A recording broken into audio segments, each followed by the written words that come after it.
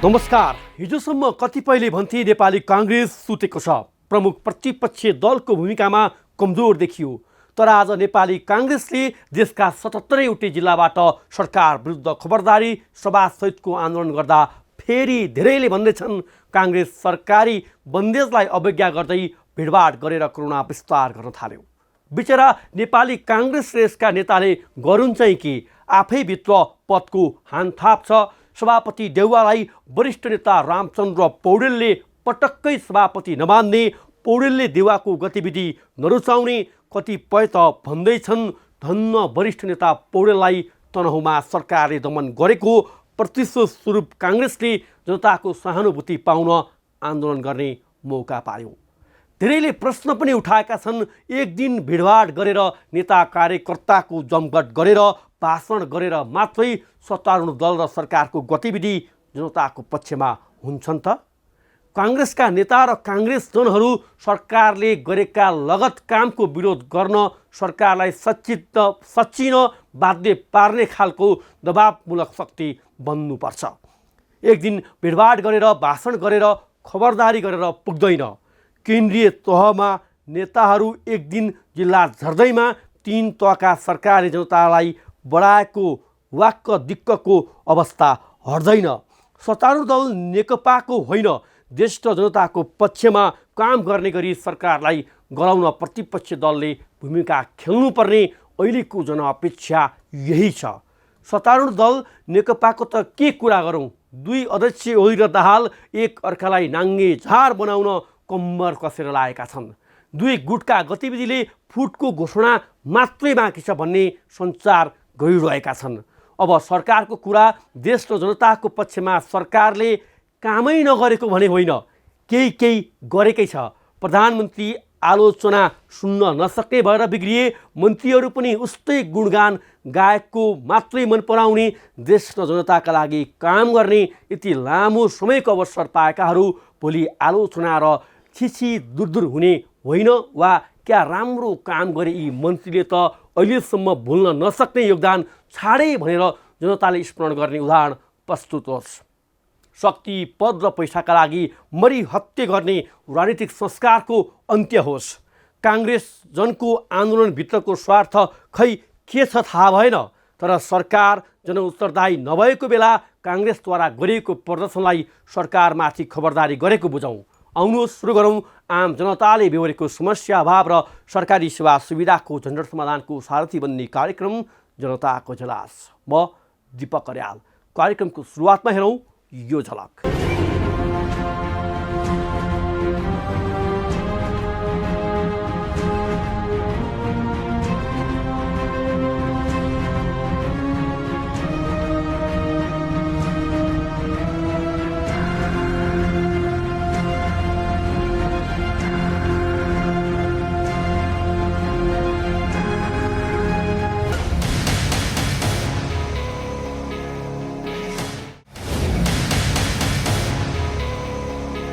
स्वागत छ कार्यक्रम जनताको जिलासमा। आज हामी ललितपुरको ग्वालको स्थित पेट्रोल पम्पको परिसरमा भएको आगो लागेको स्थलगत रिपोर्ट, काठमाडौँ उपत्यकाका सडक किनार तथा घना बस्तीमा पेट्रोल पम्प व्यवस्थापनमा भइरहेको ढिलाइले बढाएको जोखिम बारेको रिपोर्टसहित सरकारवालाको जवाफ र रौतहटको राम जानकी मठको करोडौँ मूल्य पर्ने जग्गा भूमाफियाले कब्जा गरेको बारेको रिपोर्टसहित कार्यक्रममा उपस्थित भएका छौँ। तपाईसँग पनि कुनै गुनासा र समस्या भए हामीलाई पठाउन सक्नुहुनेछ। तपाईँले पठाएका वा टिपाएका सामग्रीलाई हामी कार्यक्रममा उच्च प्राथमिकता दिनेछौँ। अब आजको पहिलो विषय, पेट्रोलियम पदार्थ अत्यावश्यक वस्तु तर व्यवस्थित तरिकाले प्रयोग गर्न नसक्दा ठुलो जोखिम पनि। पेट्रोलियम पदार्थको भण्डारणदेखि ओसार पसारमा समेत सावधानी अपनाउनु पर्ने भए पनि कहिलेकाहीँ सामान्य असावधानीले आगो लागेको जोखिम बेहोर्नु परेको छ। हो, आइतबार साँझ मात्रै पनि ललितपुरको गरकुमा रहेको उज्जवल पेट्रोल पम्प परिसरमा रहेको ट्याङ्करमा आगो लागि भएको छ। समयमै आगो लागि नियन्त्रणमा ल्याउँदा टरेको जोखिम बारेको यो स्थलगत रिपोर्ट अबका क्रममा।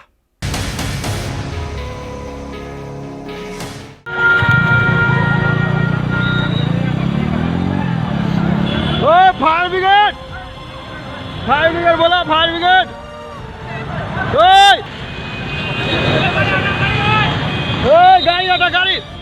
दर्शकवृन्द हामी यति बेला ललितपुरको यो ग्वारखुमा छौँ र भर्खरै मात्रै यो ग्वारखुमा रहेको जुन ग्वारखु चोकमा रहेको उज्जवल आयल स्टोरमा आगलागी भएको छ। यो ट्याङ्करबाट अनलोड गर्ने क्रममा ट्याङ्कर थियो, पेट्रोल सहितको ट्याङ्कर अनलोड गर्ने चरणमा थियो।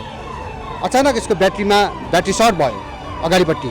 ब्याट्री सर्ट भएपछि त्यसबाट स्पार्क भयो। स्पार्क भएपछि तेल भयो वरिपरि। तेललाई समातेपछि त्यहाँबाट आगोको मुस्लो निस्क्यो।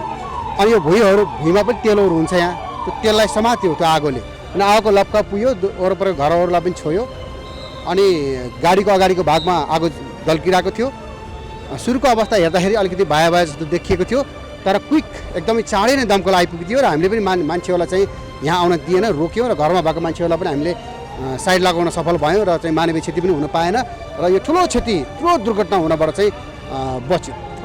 जस्तै अवस्था यहाँ आउँदाखेरिको अवस्था के थियो, स्थानीयहरूको अवस्था के थियो र तपाईँहरूले कति समय लाग्यो आगो नियन्त्रणमा लिनका लागि?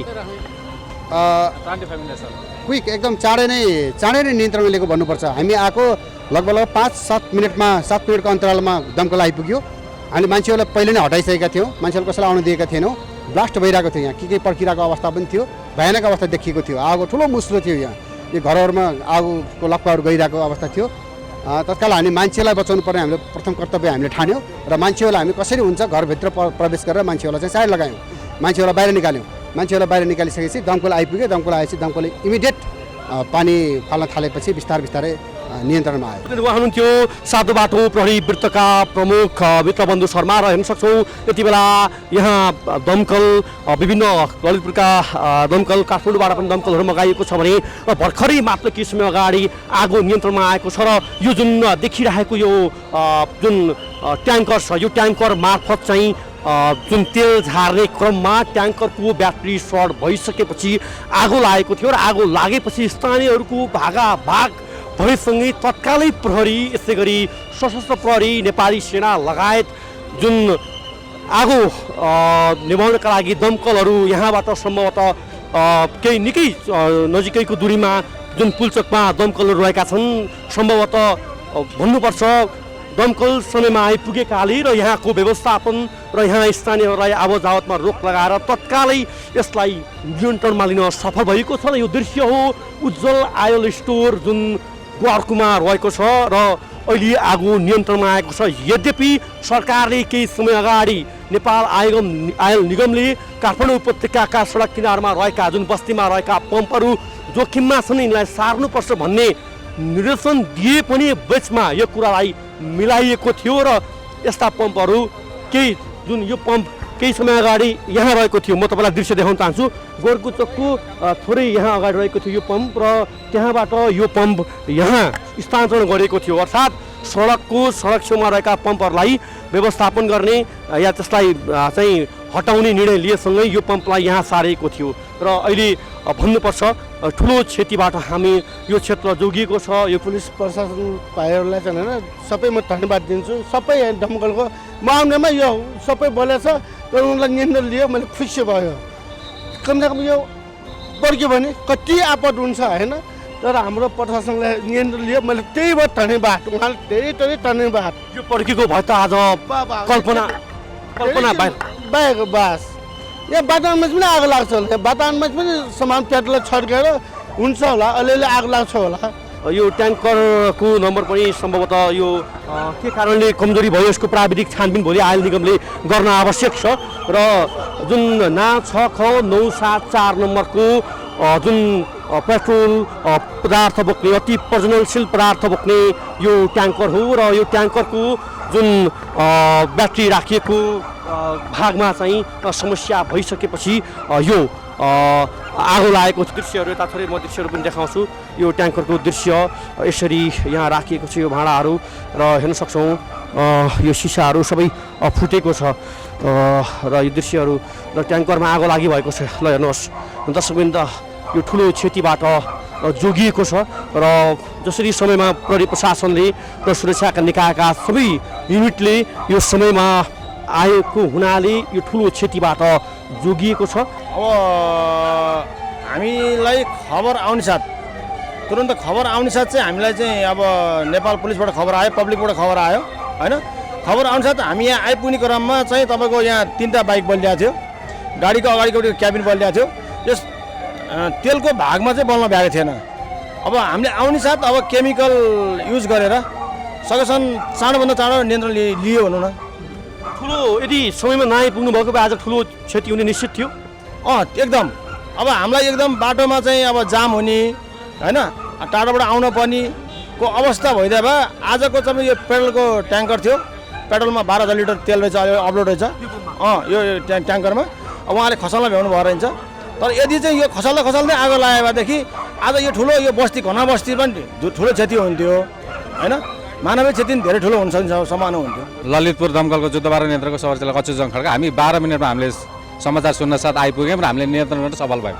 यदि यो 12,000 लिटर ट्याङ्करको बलेको भए अलिकता ठुलै अप्ठ्यारो स्थिति आउन सक्ने थियो। हामीले सुन्न आएको अनुसार 12,000 लिटर ट्याङ्करमा, तर स्टक उनीहरूको कति थियो त हामीलाई यकिन भएन। तर 10,000 भए पनि total 22,000 litre petrol is not a joke, त्यसले ठुलो क्षति लिन सक्छ। तर हामीले सही टाइममा नियन्त्रण गऱ्यौँ।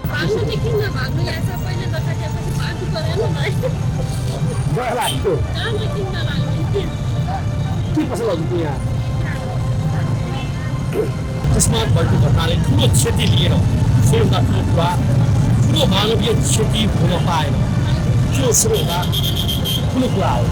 र यो घटनाले केही पाठ सिकाएको छ सम्बन्धित निकाय नेपाल आयल निगमले र यस्तो सम्बन्धित राख्ने सरकार राख्ने निकायले के हाम्रा उपत्यकामा रहेका पम्पहरू सुरक्षित छन् त भन्ने विषयमा गम्भीरतापूर्वक सोध्न आवश्यक छ।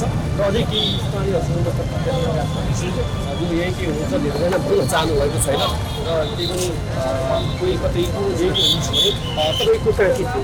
मेरो यो छेउमा रक्सीपछि मेरो एक्कासी कति बजीतिरको घटना के भएको थियो सर? त्यस्तो भन्नुहोस्। टाइम त ठ्याक्कै हेरिनँ होइन, अहिलेभन्दा आधी घन्टा अगाडिको कुरा हो। ठ्याक्कै अलिकति सानो बल्ल आवाज आएको होइन, अब त्यसपछि डाइरेक्ट राखेर चाहिँ आगो जलिसकेको थियो कि आगो जल्दाखेरि सबैजना हामी निस्क्यौँ, त्यहाँ बाइकहरू पनि सबै चल्यो होइन। यहाँ देखेँ म चाहिँ निकाल्न भएँ, म टिम राखेको अहिले त सर्व गरेर चाहिँ हामी निस्किहाल्यौँ। आयो होइन आयो तर त्यो धेरै क्षति हुनु पुगेन होइन, ठुलो भए चाहिँ सघा भन्थ्यो त्यो चाहिँ बजेको पनि तपाईँको 1 किलोमिटर डिस्टेन्समा हुनुपर्छ क्या त्यो परिधिको डिस्टेन्समा। अनि त्यो खुल्ला ठाउँमा भएपछि यति नराम्रो घटना हुनु पाउँदैन। अर्को एकजना केही दिदीहरू पनि हुन्छ कोही कुराकानी गर्न सजिलो हो। यही हो कहाँ हो हजुर? यही पसल हो त्यो घरै यही हो। के भएको थियो तपाईँहरू भाडा पनि हुनुपर्ने अवस्था आयो? होइन है, हामी पनि अब बसेर यस्तो माथि गएको त आगोको त्यो एकदम धुवा देखि कि अब ला के भयो भनेको त पुरै यहाँको मान्छेले भिडभाड हुन्छ।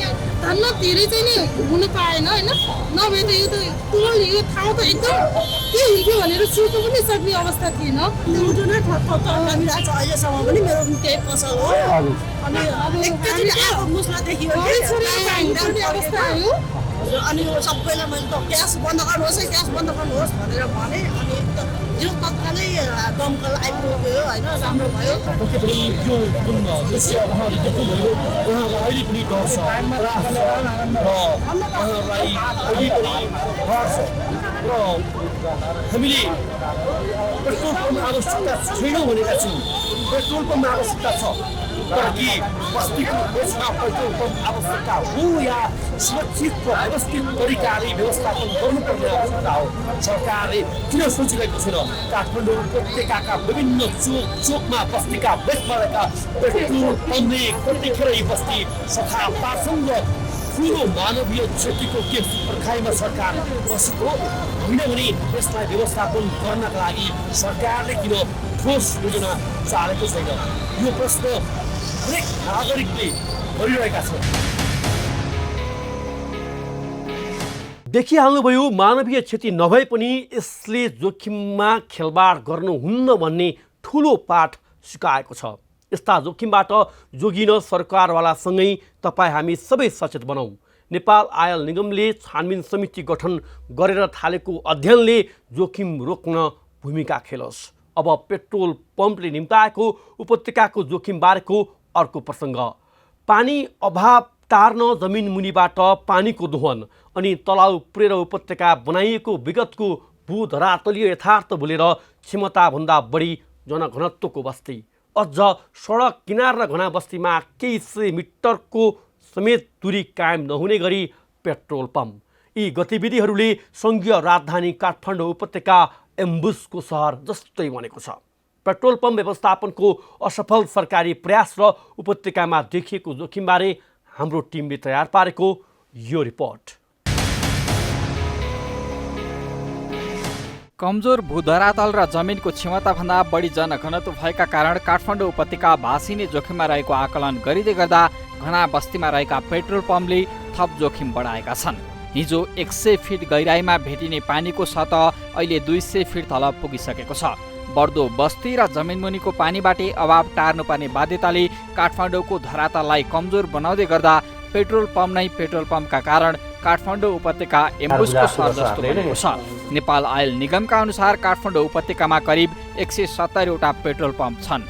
अधिकांश पेट्रोल पम्प घना बस्ती अनि सडकको छेउमै टाँसिएका छन्। सडक भन्दा पनि घना बस्तीमा रहेका पेट्रोल पम्पले सुरक्षा चुनौती बढाएका छन्।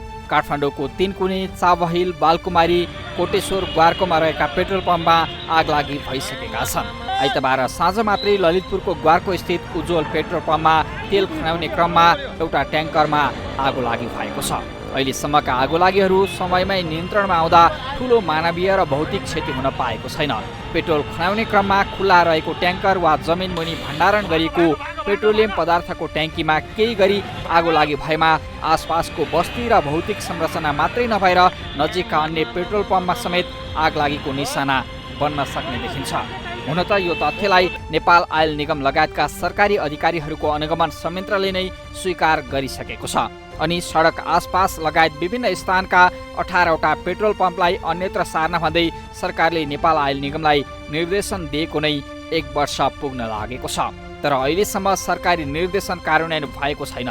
जोखिमको आकलन गरेर सार्न भनिएका पेट्रोल पम्प अहिले पनि निर्बाध सञ्चालनमा छन्। सरकारले सडक नजिक तथा घना बस्तीबीच रहेका पेट्रोल पम्प स्थानान्तरण गर्ने योजना अघि बढाए पनि प्रभावकारी नदेखिएको कतिपयको बुझाइ छ।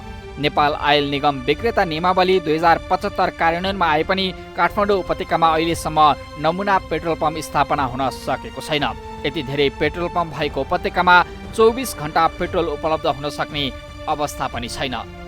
सडक र घना बस्तीबाट सार्न भनिएका काठमाडौँ उपत्यकाका पेट्रोल पम्पहरू यी हुन्: कोतथुकु petrol pump Balaju, Jayanti petrol pump Thapathali, Kanak petrol pump Kalimati, Mayaram Bholaram petrol pump Thapathali, Baba petrol pump Kalanki, Shyama petrol pump Kalanki, Trishul petrol pump Kalanki, भ्याली Rikesh petrol pump Koteshwar, Kamakhya petrol pump Koteshwar, Jubi petrol pump Boudha, Baral petrol pump Boudha, Sita petrol pump Maharajgunj, Vajrabarahi petrol pump Chapagaun Lalitpur, Balkumari petrol pump Chapagaun Lalitpur, Tika Bhairav diesel store Chapagaun Lalitpur, साझा petrol pump Jawalakhel Lalitpur, SP international Jawalakhel Lalitpur, Gayatri petrol pump Jawalakhel Lalitpur.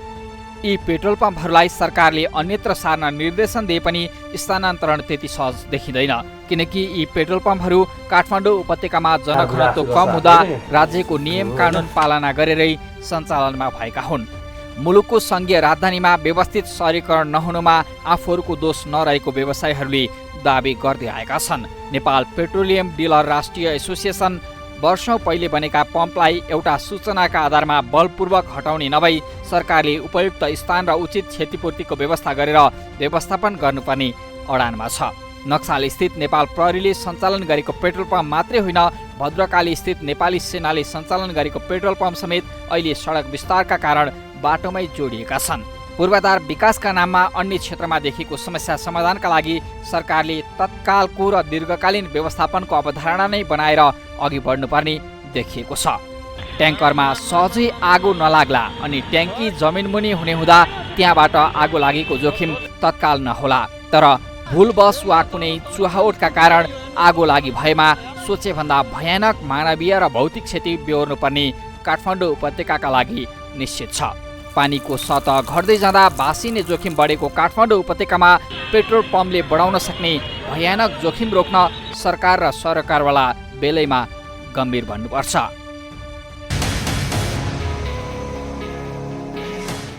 हो, हामीले जोखिम क्षेत्रमा रहेका petrol पम्पको व्यवस्थापनमा भइरहेको ढिलाइ र उपत्यकामा रहेका पेट्रोल पम्पलाई व्यवस्थित गर्न सरकार र व्यवसायले के कस्तो भूमिका खेल्नुपर्छ भन्नेबारे नेपाल आयल निगमसँग जवाफ मागेका छौँ।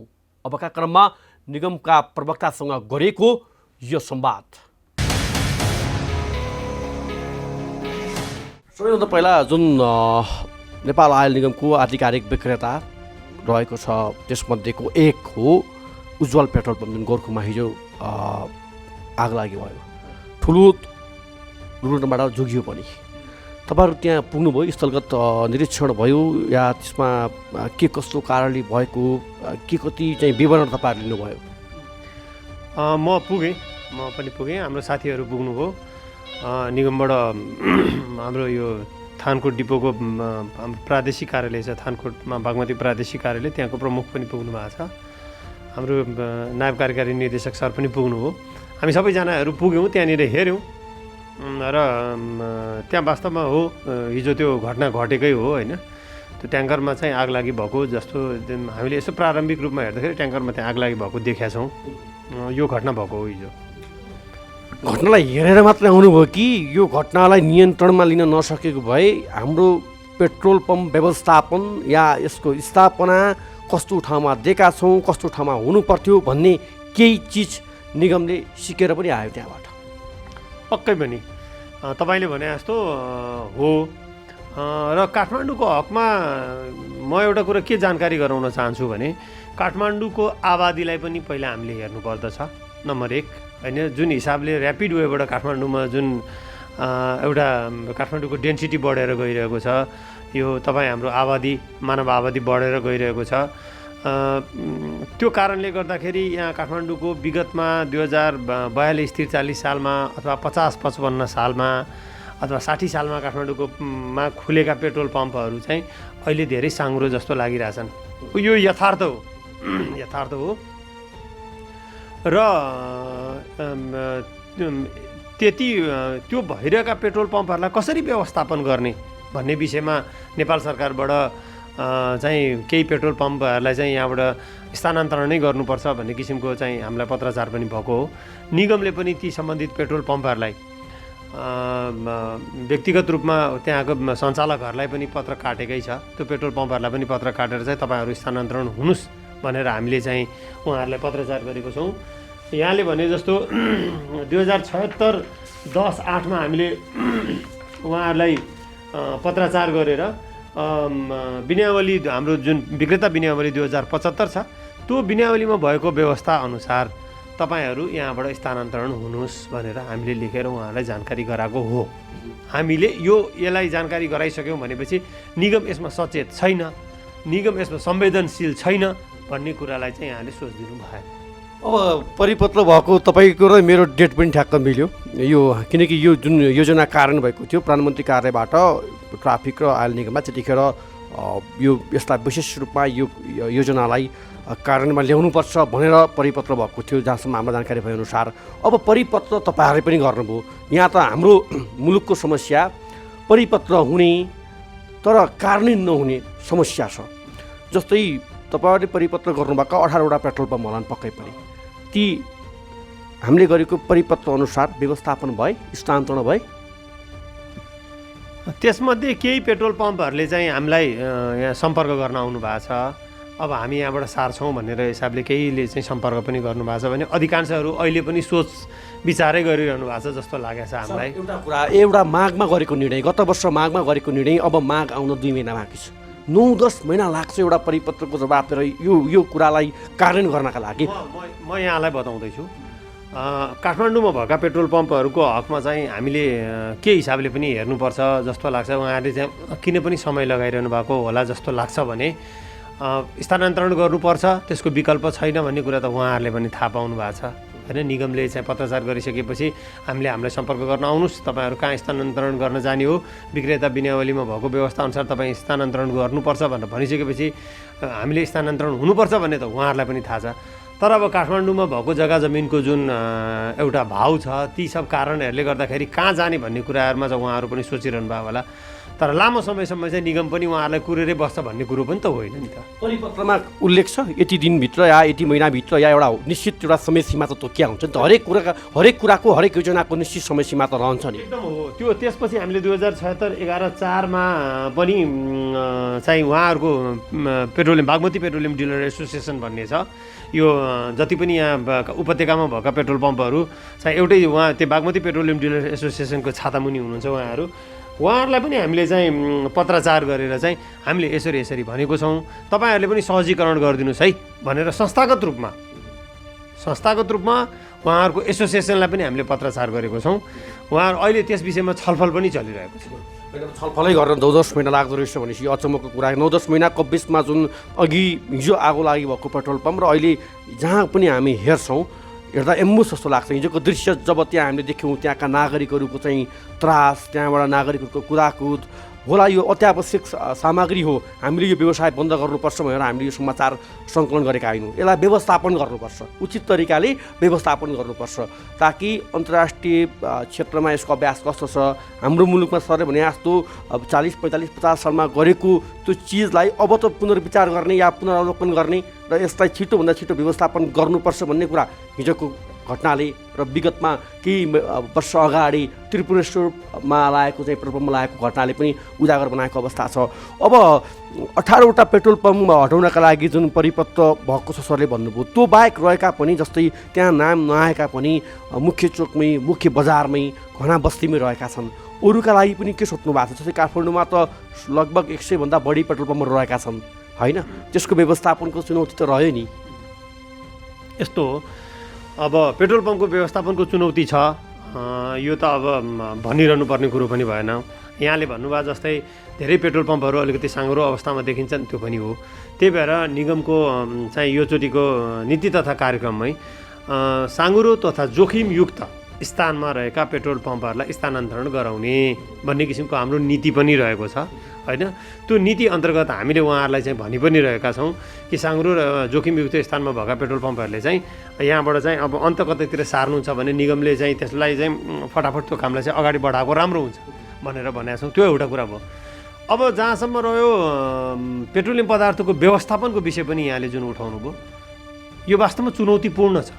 तपाईँ हामी कल्पना गरौँ, आज बानेश्वरदेखि गौशालासम्म कतिवटा पेट्रोल पम्प छन्, अथवा बानेश्वरदेखि लिएर नयाँ बानेश्वरदेखि लिएर त्रिपुरेश्वरसम्म कतिवटा पेट्रोल पम्प छन्। यो एरियामा भएका पेट्रोल पम्पलाई हामीले टोटल्ली यहाँबाट हटाइदियौँ भने यहाँ भएका जुन जो बसोबास गर्नुहुन्छ यो क्षेत्रमा बसोबास गर्ने व्यक्तिले कहाँ गएर तेल हाल्न जाने? के हामीसँग त्यो अनुसारको सरकारी जमिन छ? हाम्रो अवधारणा कहाँ गयो त? नमुना पेट्रोल पम्पको अवधारणा थियो नि त। उपत्यकामा त एउटा पनि नमुना पेट्रोल पम्प छैन। नमुना पेट्रोल पम्पको अवधारणा 2075 चाहिँ स्पष्ट बनिएको छ। एउटा चाहिँ त्यसको सावधानी, सुरक्षा, सतर्कता त रहला नि सर। त्यही भएर म तपाईँलाई भन्दैछु, नमुना पेट्रोल पम्प स्थापना गर्नको लागि जुन किसिमको मापदण्ड बनाउनुपर्छ, उपत्यकामा त्यो अनुसारको जग्गा छ हो। मैले एउटा नागरिक हिसाब तपाईँसँग गरेको छु। म त्यही तपाईँलाई भन्दैछु, तपाईँ पनि एउटा जिम्मेवार नागरिक हुनुहुन्छ। तपाईँ अहिले यहाँ पत्रकार भएर मलाई प्रश्न मात्रै गरिरहनु भएको छैन। तपाईँ एउटा आम नागरिक पनि हुनुहुन्छ, एउटा उपभोक्ता पनि हुनुहुन्छ। त्यस्तै म यहाँ निगमको प्रवक्ता मात्रै होइन, म पनि एउटा चाहिँ उपभोक्ता पनि हो होइन। सुरक्षा भनेको तपाईँलाई पनि चाहिन्छ, मलाई पनि चाहिन्छ, सबैलाई चाहिन्छ होइन। तर हो त्यसको व्यवस्थापन गर्नुपर्छ। त्यसमा निगम अगाडि बढिसकेको छ। म यहाँलाई चाहिँ फेरि पनि एउटा जानकारी गराउँ, हामी अगाडि बढिसकेको छौँ। यसलाई चाहिँ कसरी व्यवस्थापन गर्दै जाने भनेर अब आगामी दिनमा हामी यो प्रक्रिया हिजोको जुन उज्जवल आयलको घटनाले चाहिँ हामीलाई अझ बढी घचघचाएको छ। सर, यसको समीक्षा, यसलाई व्यवस्थापन गर्ने नीतिगत तहमा तपाईँ हुनुहुन्छ। हामीले त आम नागरिकको प्रश्न नराख्ने हो, यसलाई यो कुरालाई कार्यान्वयनमा लैजाने या त्यो एउटा पोलिसी बनाउने लेभलमा तपाईँहरू हुनुहुन्छ। अब गर्नु पनि भएको छ, तपाईँहरूले गर्नु भएको छैन भनेको छौँ हामीले। तर ढिला गर्दाखेरि भोलि यो यस्ता चिज या यस्तो घटना दोहोरियो भने ठुलो मानवीय क्षति भयो भने यसको जिम्मेवार को हुने, कसले लिने भन्ने मूलभूत प्रश्न हो। आज त्यसैको बहस हो तपाईँको र मेरो। अर्को एउटा मैले प्रश्न तपाईँसँग जोडेँ, जस्तै पेट्रोल पम्प सञ्चालन गरेका व्यक्तित्वहरू, यो सिधा प्रश्न अनसन मान्नु होला, राजनीतिक व्यक्तित्वहरू पनि यसमा जोडिनुभएका छ, ठुला व्यक्तिहरू, ठुला व्यवसायहरू पनि जोडिनुभएको छ। के गर्दै तपाईँलाई त्यसको दबाब त छैन नि यो व्यवस्थापन गर्नलाई, हटाउनलाई? छैन त्यस्तो किसिमको व्यवस्था होइन। अब त्यो व्यवसाय व्यापार गर्नलाई त सबै व्यक्ति स्वतन्त्र छन् होइन मुलुकमा। अब कसैको कोही राजनीतिसँग जोड्या होला नि, कोही कतैसँग होला, त्यो अब कसैको व्यक्तिगत कुरा भयो ती सबै कुरा। तर त्यही कारणले गर्दाखेरि चाहिँ हामीलाई यस्तो नगर्नु भन्ने किसिमको दबाब छैन। हस् सर, यो महत्त्वपूर्ण समयका लागि तपाईँलाई धेरै धेरै धन्यवाद। हस्, धन्यवाद।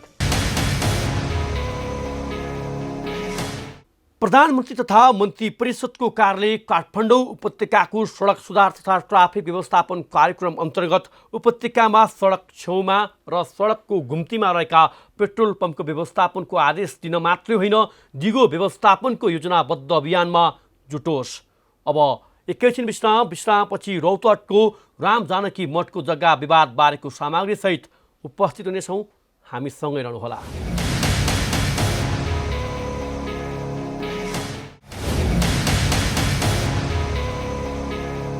विश्रामपछि स्वागत छ। तपाईँ हेर्दै हुनुहुन्छ कार्यक्रम जनताको इजलास। बालुवाटार स्थित ललिता निवास सरकारी जग्गा प्रकरण मात्रै होइन, यति बेला देशैभर सरकारी तथा मठ मन्दिरको जग्गामा भूमाफियाको नजर गडेको छ। कतिपय जग्गा मालपत्र नापिका कर्मचारीकै साँठगाँठमा व्यक्तिको नाममा पुगेको छ। हो, रौतहटको राम जानकी मठको करोडौँ पर्ने जग्गामा समेत माफिया लागेका छन्।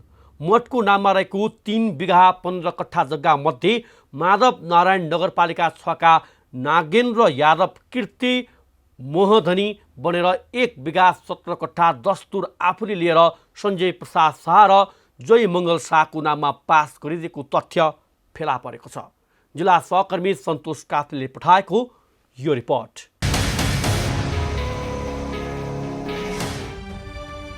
भूमाफियाले चलखेल गरेर राम जानकी मठको नाममा रहेको करोडौं मूल्य बराबरको जग्गा आफ्नो नाममा गरेर बिक्री वितरण गरेको खुलासा भएको छ। रौतहटको फतुवा विजयपुर नगरपालिका वडा नम्बर 6 पेट भरुवा स्थित मठको नाममा रहेको 3 बिघा 15 कट्ठा जग्गा नक्कली मोही खडा गरेर भूमाफियाहरूले आफ्नो नाममा नामसारी गरेको खुलासा भएको हो।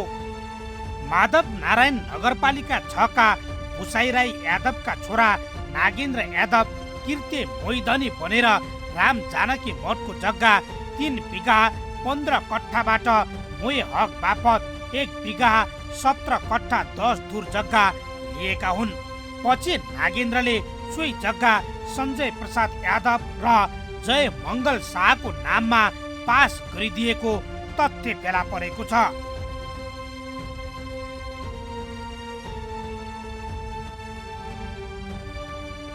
स्थानीयका अनुसार सो जग्गा साबिक सन्तपुर दोस्तिया गाविस वडा नम्बर 9 पेट भरवा गाउँका भुसाई राई यादवको छोरा मङ्गल राउत भन्ने मगर राय यादवको सन्तानको रूपमा एक मात्र छोरी थिइन्। उनका छोरा थिएनन्। राउतले मर्नु अघि उनले आफ्नो पुस्तैनी सम्पत्ति 8 बिघा 10 कट्ठा जग्गा गाउँमै रहेको राम जानकी मठको नाममा 2021 साल माघ 26 गते रजिस्ट्रेसन पास गरी साधु बनेको तथ्यले देखाउँछ।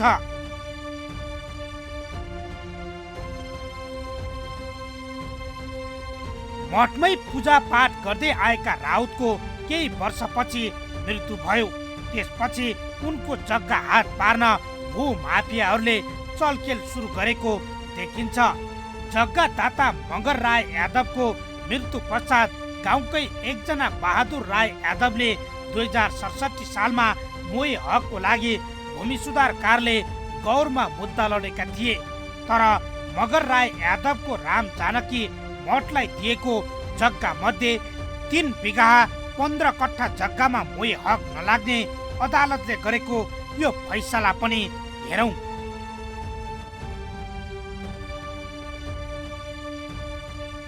अदालतले फैसला गरेको केही समयपछि नजिकका आफन्त कोही नभएका मगर राउतको नजिकको आफन्त भन्दै किर्ते कागजात बनाएर नागेन्द्र यादवले बाबुको मोही हानी हक भन्दै 1 बिघा 17 कट्ठा 10 धुर जग्गा आफ्नो नाममा पारेको आरोप स्थानीयले लगाएका छन्।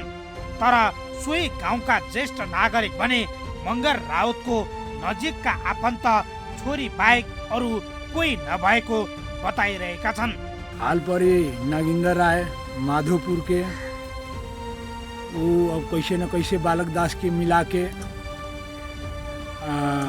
भरना ओकरा से हाल मोही कह के अब वो बांट फाट कह के आधा किला सब खेत में हला देल। अब वो जहीं तहीं के आदमी से बेचता, कोई आदमी के धर्म संस्था में दान कहलक तो उस धर्म संस्था के लेप कह देल।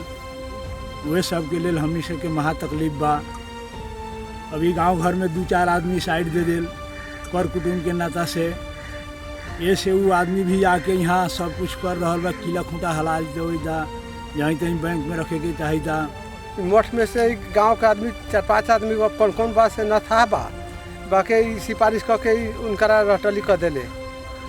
रटली कैला के बाद मैंने लक्ष्मण जी खोजलक तो जमीन करा ले माधोपुर के आदमी से, तो उहे बात से लक्ष्मण के काम में लागल बा। मठ के जमीन है कि व्यक्ति के? मठ के बा। वैसे मोही जमीन इहों के व्यक्तियों के बा। मोही जमीन यहाँ जो मठ के जमीन बा ना, तो दूसरों व्यक्ति के मोही बा लागे, उहो जोते त जमीन बाकी ना बा। अच्छा, तो उनकर अभी कानून से देखला से नु कैसे माने बांट फाटू कहलक वास्तवी बा कि केना बा के उ चीज देखला से हमनी के कागज अभी पूरा प्रश्न न देखले छे। हमनी से उ वातावरण बानू तो हमनी से 35 बरिस के उम्र होई त 100 बरिस के कहानी बा। और ना बेटी बा एगो रह तो ओकरे मोही लग, उहे मोही में तो जाके तो मर गेल।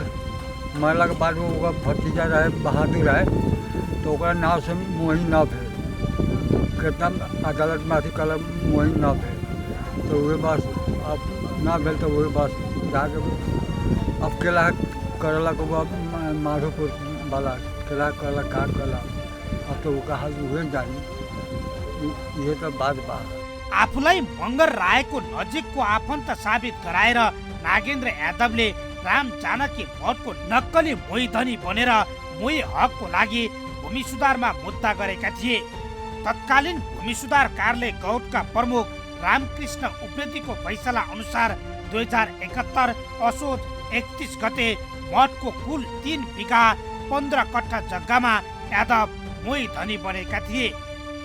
जग्गा धनी श्री राम जानकी मठै कोलैया भन्या छ र मोही मगर राउत मंगर राउत को के अरे उसको हक वाला नागेन्द्र रायले मोही नामसारी छोरा भनेर नामसारी गराएछ नागेन्द्र रायले हैन। त्यसपछि नागेन्द्र रायले त्यही मठको जुन महन थियो शिव बालक दास बैरागी उसँग मिलापत्र गरेर तो मोही नामसारी गरायो। त्यसपछि बाँडफाँड मोही बाँडफाँड भयो। त्यसपछि नागेन्द्र रायले त्यो जग्गा चाहिँ दुईजनाको नाममा पास गरेछ, राजीनामा गरेछ। एकजना जयमङ्गल महतो र अर्को सञ्जय प्रसाद शाहको नाममा राजीनामा पारित भएको देखियो। अहिले मठको जग्गा जोगाउन र भूमाफियाले कृत्य गरेर आफ्नो नाममा पारेको जग्गा फिर्ता गराउन स्थानीय लागि परेका छन्। सोही गाउँका स्थानीय तथा नगर कार्यपालिका सदस्य लक्ष्मण शाहको अगुवाईमा जग्गाको बिक्री वितरण रोकी पुनः मठकै नाममा फिर्ता गराउन अख्तियार दुरुपयोग अनुसन्धान आयोगमा उजुरी परेको छ भने अदालतमा समेत मुद्दा दायर गर्ने तयारी भइरहेको छ। 7 बिघा मध्ये तपाईको 3 बिघा 15 कट्ठा एकजना भूमाफिया नागेन्द्र यादव 2071-37 मा ऊ आफ्नो नाममा गराइसकेछ।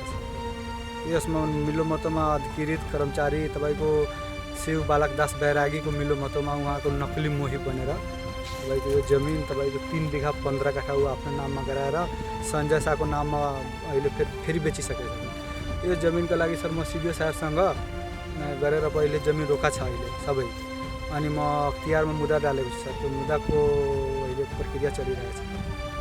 त्यो जमिन अहिले सर पुरै मठको महाराजी गरेछ, सबै हुन्डामा सुधार्नमा लगाइछ। त्यो शिव बालाक्रसबाट स्थानीयको उजुरीको आधारमा अख्तियारले यसको छानबिन गरिरहेको छ भने जिल्ला प्रशासन कार्यालयले पनि मालपोतलाई पत्र लेखेर सोही जग्गाको बिक्री वितरणमा रोक लगाएको छ।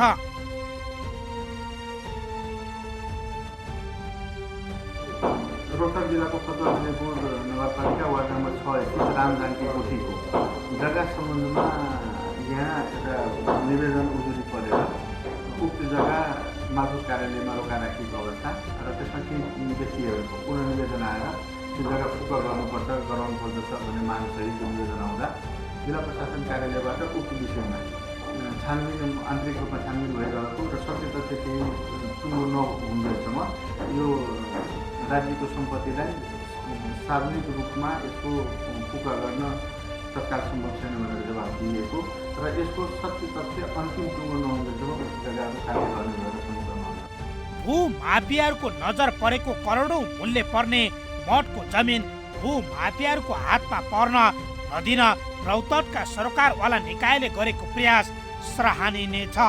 यसरी मठको जमिन भू माफियाहरूले विभिन्न प्रलोभन र प्रभावमा पारी आफ्नो नाममा हत्याउन गरिएको परपञ्चलाई सम्बन्धित निकायहरूले विफल तुल्याइदिने हो भने स्थानीयहरू पनि खुसी हुने थिए र अन्य जिल्लाहरूमा पनि मठ मन्दिर लगायत सार्वजनिक जग्गामा आँखा गाड्नेहरूको आँखा पनि खुल्ने थियो कि।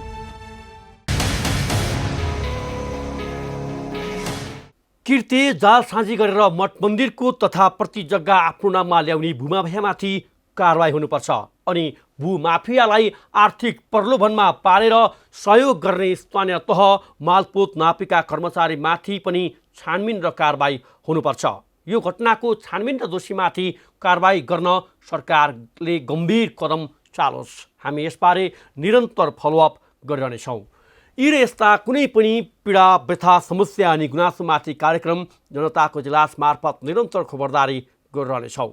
व्यवसायले नीति नियम मिचेर गरेका बदमासी जनताको गुनासो र कथा व्यथासँगै सरकारी निकायबाट दिने सेवा प्रवाहमा भए गरेका कमजोरी केलाएर हामी सुधारको प्रयास कार्यक्रम मार्फत खोज्नेछौँ। तपाईँ हामीलाई आफूले बेहोरेका समस्या र गुनासो स्क्रिनमा देखाइएको टेलिफोन नम्बर र इमेल ठेगानामा पठाएर समस्या समाधानको साझा आवाज बन्न सक्नुहुनेछ। हस् त, आजका लागि जनताको इजलास यति नै। फरक विषयवस्तु र तपाईँहरूकै गुनासोसहित अर्को कार्यक्रममा पुनः उपस्थित हुनेछौँ। प्राइम टाइम्स टेलिभिजन हेर्नुहोला। नमस्कार।